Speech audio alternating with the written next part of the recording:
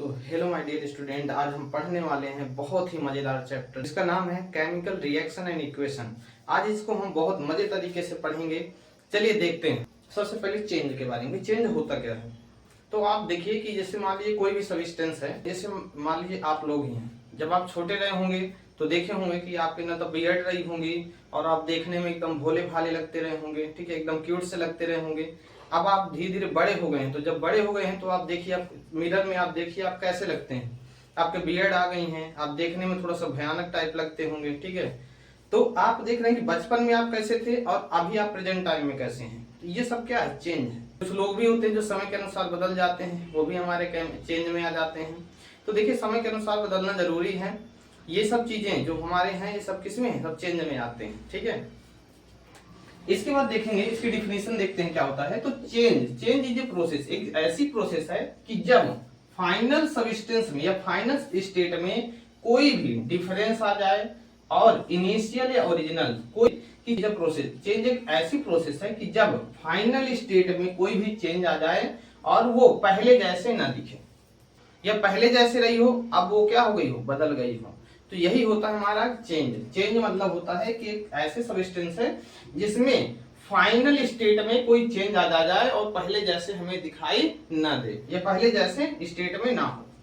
इसके बाद हम देखेंगे कि जो चेंज होते हैं वो दो तरह के होते हैं। कौन कौन से, एक फिजिकल चेंज होता है, एक केमिकल चेंज होता है। चलिए इसको हम देखते हैं, फिजिकल चेंज क्या होता है।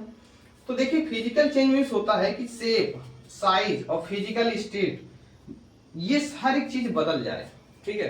देखिए, आपका साइज भी बदल सकता है, शेप भी बदल सकता है और स्टेट भी बदल सकता है, ठीक है। पर ध्यान रखना है कि ये ऐसी चीजें हैं, बदल आप जरूर सकते हैं बट फिर से अब आप बदली हुई चीज को पहले जैसे बना सकते हैं। यदि ये क्वालिटी उसमें है तो आपका किस में हो जाएगा, ये फिजिकल चेंज में हो जाएगा। जैसे हम देखते हैं एग्जांपल के थ्रू, इसमें है मेल्टिंग ऑफ आइस। आप देखे होंगे कि घर में आप बर्फ जमाते होंगे, पानी को आप फ्रीज करते होंगे, फिर उसको जब आप कुछ समय के लिए बाहर इन्वायरमेंट में रखते होंगे तो फिर से वो पानी बन जाता होगा। फिर उस पानी को आप यदि फ्रिज में रखेंगे फिर से वो आइस बन जाता होगा।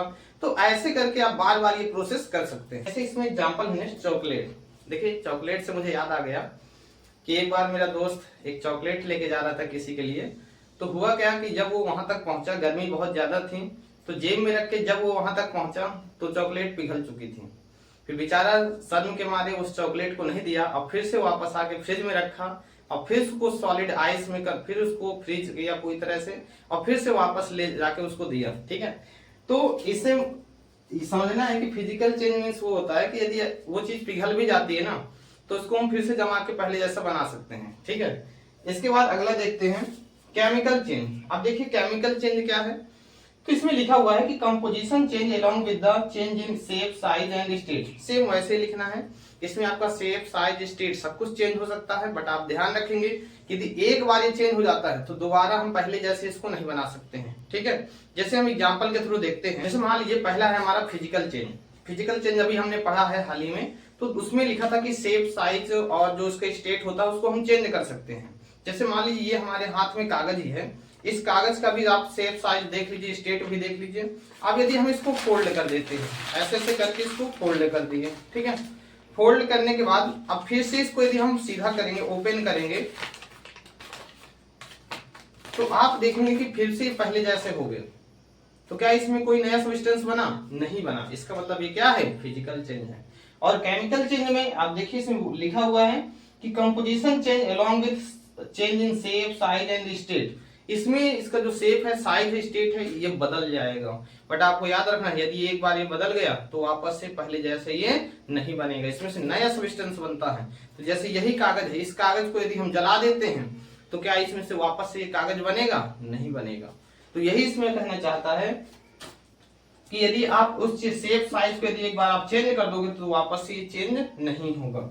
जैसे देखिए एग्जांपल में दिया है rusting of iron. Rusting of iron मतलब होता है कि लोहे में जंग लग जाना। जैसे आपने देखा होगा कि आप घरों में जब नया नया गेट लगवाते होंगे तो उसमें लोग पॉलिश नहीं करवाते हैं, ठीक है, या तुरंत उसको पॉलिश नहीं कराया जाता है, 1-2 महीने लोग ऐसे ही रखते हैं।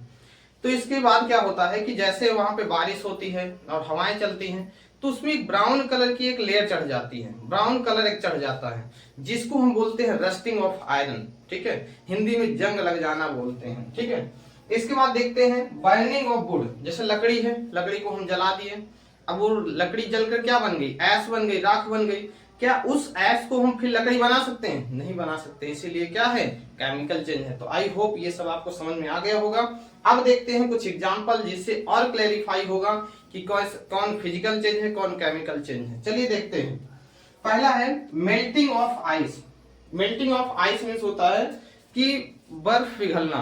तो जब बर्फ पिघलेगा तो आप सिंपल से इसमें कोई केमिकल कोई रिएक्शन तो हो नहीं रहा है, सिंपली हमने रखा और बर्फ पिघल गया, फिर उस हम वाटर को फिर से हम बर्फ बना सकते हैं।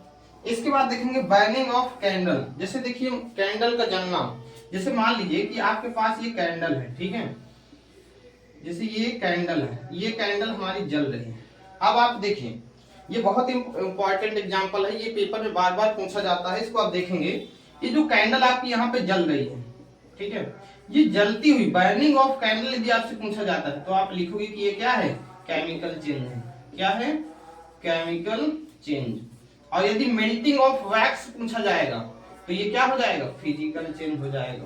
आप याद रखेंगे ये क्या है, फिजिकल चेंज। ठीक है, तो आपको ये समझ में आ गया होगा कि यदि आपको बर्निंग ऑफ कैंडल पूछा गया तो आप बताएंगे कि ये केमिकल चेंज है, और यदि मेल्टिंग ऑफ वैक्स पूछा गया तो आप क्या बोलोगे, ये फिजिकल चेंज है। ठीक है, आगे देखते हैं रस्टिंग ऑफ आयरन, लोहे में जंग लग जाना। अभी हमने पढ़ा है कि ये क्या है, केमिकल चेंज है। इसके बाद टीयरिंग ऑफ पेपर।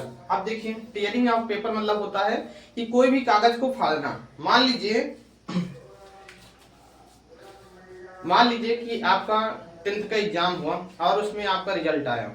ठीक है, अब रिजल्ट में पता चला कि आपने को बहुत अच्छा रिजल्ट आया। ठीक है, तो पापा ने खुश होकर क्या कर दिया कि इस पेपर को ऐसे लेके ऐसे फाड़ दिया। ठीक है, तो ये कौन सा चेंज होगा बताइए। अब आप समझ गए होंगे कि मैं क्या कहना चाहता हूं। तो ये कौन सा चेंज हो गया, तो आप याद रखेंगे कि ये हमारा फिजिकल चेंज। ठीक है, क्योंकि इसको फाड़ने में कोई भी केमिकल रिएक्शन नहीं हुआ, किसी प्रकार का केमिकल रिएक्शन नहीं हुआ है यहाँ पे। ठीक है, क्योंकि हमने सिंपली उसको फाड़ दिया और फिर से भी हम उसको जोड़ सकते हैं, इसीलिए फिजिकल चेंज है, केमिकल चेंज नहीं है। इसके बाद देखेंगे cooking of food. Cooking of food मतलब होता है खाना बनाना। तो अब जब खाना घर में बनता होगा तो आप देखते होंगे कि आप जैसे घर में इंटर होते होंगे आप पहले ही बोल देते होंगे कि मम्मी घर में पनीर बन रही है क्या। तो इससे क्या होता है कि आप जो उसकी स्मेल होती है, जब वो भोजन पकता है, जब पकता है तो उसकी जो स्मेल होती है बहुत दूर दूर तक जाती है। तो इससे हम तुरंत जज कर लेते हैं कि हमारे घर में आज क्या बन रहा है। ठीक है, तो ये भी आपका क्या हो गया, केमिकल चेंज हो गया। क्योंकि आप देखते हैं कि जब इसमें आग में पकाया जाता है तो जो सब्जियां होती हैं वो पूरी तरह से एक दूसरे में मिक्स हो जाती हैं और उसमें हम कई सारी चीजें डालते हैं, जब वो रिएक्ट करती हैं और तब जाके वो खाना बनता है। इसके बाद हम देखेंगे formation of curd from milk, मतलब दूध से दही बनना। देखिए दूध से दही बनना भी एक क्या है, केमिकल चेंज है। क्योंकि इसमें आप जानते हैं कि हमारे जो मिल्क होता है, मिल्क में हमारे पाया जाता है लैक्टोस, और हमारे इन्वायरमेंट में जो जब लैक्टोबैसिलस की मात्रा बढ़ जाती है तो उस लैक्टोस को वो कर्ड में कन्वर्ट कर देते हैं, वो दही बन जाता है। दूध से किस में कन्वर्ट हो जाएगा, दही में। तो ये भी हमारे एक तरह से क्या है, केमिकल चेंज।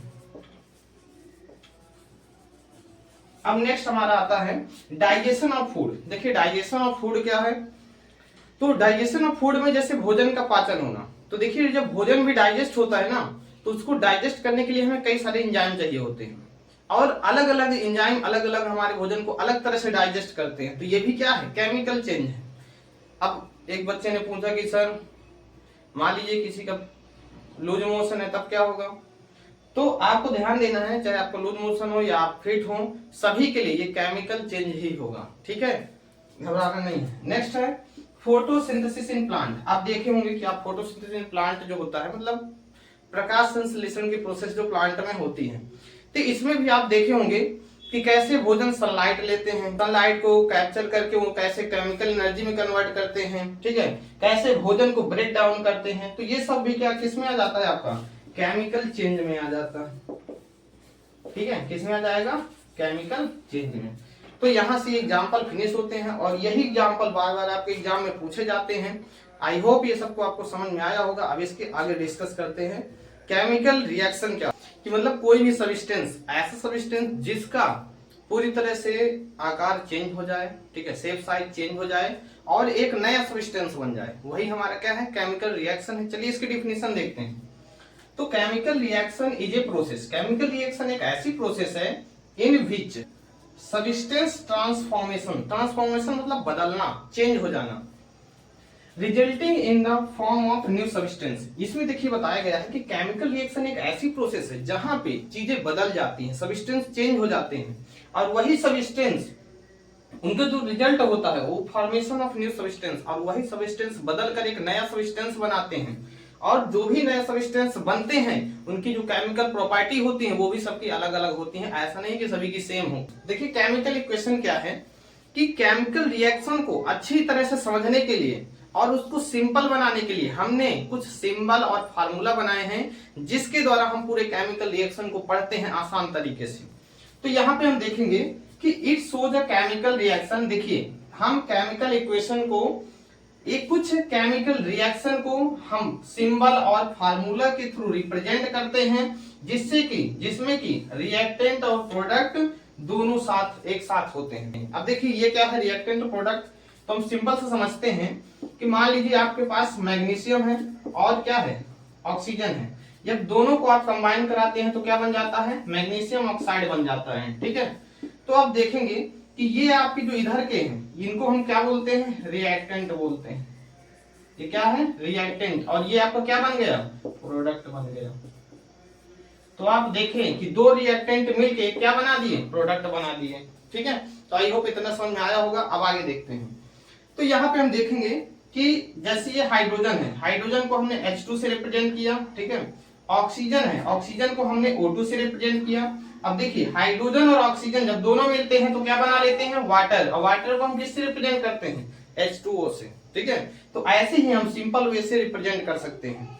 अब हम देखेंगे आगे कि इनकी कुछ विशेषताएं भी होती हैं, कैरेक्टरिस्टिक भी होती हैं, जैसे आपकी होंगी, हमारी हैं, ऐसे सभी लोगों की कुछ न कुछ विशेषताएं होती हैं। जैसे कुछ पढ़ने में बहुत तेज होते हैं, कुछ खेलने में बहुत तेज होते हैं, कुछ बोलने में बहुत तेज होते हैं, ठीक है, कोई झूठ बोलने में बहुत तेज होते हैं।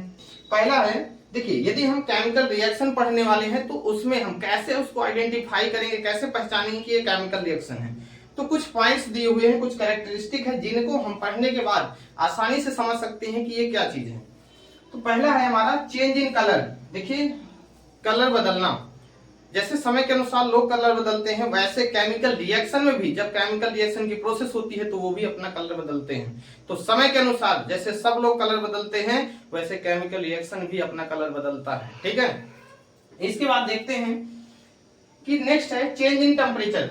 अब देखिए इसका टेम्परेचर भी बदल जाता है जब आप दो सब्सटेंस को एक साथ मिलाते हैं और केमिकल रिएक्शन की प्रोसेस होती है तो यहाँ पे उसका टेम्परेचर भी बदल जाता है। जैसे हम आपको एक एग्जांपल दे रहे हैं, आप कॉस्टिक सोडा को लेकर एल्यूमिनियम फॉयल से कंबाइन कराइए तो आप देखेंगे कि वहां पे हीट रिलीज होगी और वहां पे हाइड्रोजन गैस रिलीज होगी और उसका पूरा बीकर का जो टेम्परेचर है वो पूरा एकदम से गर्म पड़ जाएगा, ठीक है।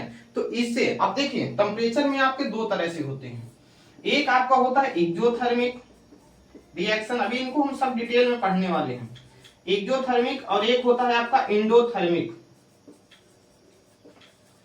एंडोथर्मिक, अब देखिए एक्सोथर्मिक, एक्सो मतलब होता है एग्जिट, इसका मतलब इसमें से आपकी हीट क्या होगी, रिलीज होगी, समझ में आया। एक्सो मतलब एग्जिट, एग्जिट मतलब क्या होगा कि इसमें से आपकी हीट, केमिकल्स जब रिएक्शन होंगे तो उसमें से आपके जो हीट होगी वो बाहर की ओर निकलेगी, एनवायरमेंट में रिलीज होगी। और एंडोथर्मिक, देखिए एंडो मतलब होता है अंदर, एंडो मीन्स क्या होता है, अंदर। एक गाना इसमें याद आ गया कि धीरे धीरे अंदर आओ राजा, खिड़की मत खड़काओ राजा, ठीक है। इसके बाद देखेंगे तो यहाँ पे जो हीट होगी वो हीट हमेशा ऑब्जर्व होगी, रिलीज नहीं होगी। तो एंडो मतलब हो गया अंदर होना, अंदर मतलब कि हीट जो होगी वो ऑब्जर्व होगी इसमें। अब आगे हम देखते हैं चेंज इन स्टेट। तो आप जानते ही हैं स्टेट तो इसमें बदलता ही है, जैसे हम ही ने बताया था कि कागज है, कागज को आप जला दो, लकड़ी है, लकड़ी को आप जला दो तो इसका जो स्टेट है वो चेंज हो जाता है। इसके बाद देखेंगे इवोल्यूशन ऑफ गैस। देखिए जब भी आप किसी भी सब्सटेंस को जलाते हैं या किसी भी सब्सटेंस जब केमिकल रिएक्शन की प्रोसेस होती है तो उसके दौरान यहाँ पे गैसेस भी रिलीज होती हैं। जैसे मान लीजिए लकड़ी है, लकड़ी को आप जलाते हैं, देखिए उसमें से कार्बन डाइऑक्साइड, कार्बन मोनोऑक्साइड, कई सारी गैसेस एनवायरमेंट में रिलीज होती हैं। तो ये भी क्या है, केमिकल रिएक्शन है। ठीक है, अगला है फॉर्मेशन ऑफ प्रेसिपिटेट। अब देखिए फॉर्मेशन ऑफ प्रेसिपिटेट क्या है, तो इसका मतलब होता है कि जैसे मान लीजिए आपने लकड़ी लिया, लकड़ी को आपने जलाया, तो जलाने के बाद जो बचता है वही है आपका प्रेसिपिटेट। ठीक है, आप याद रखेंगे कोई भी केमिकल रिएक्शन आप करवाएंगे और उसमें से यदि कुछ उसमें बच जाता है बीकर में रिएक्शन के बाद, तो आप समझ लीजिए कि आपका क्या है, प्रेसिपिटेट है। तो आई होप आपको इतना समझ में आया होगा। अब हम पढ़ेंगे नेक्स्ट पार्ट में इसके आगे का। ठीक है, थैंक यू।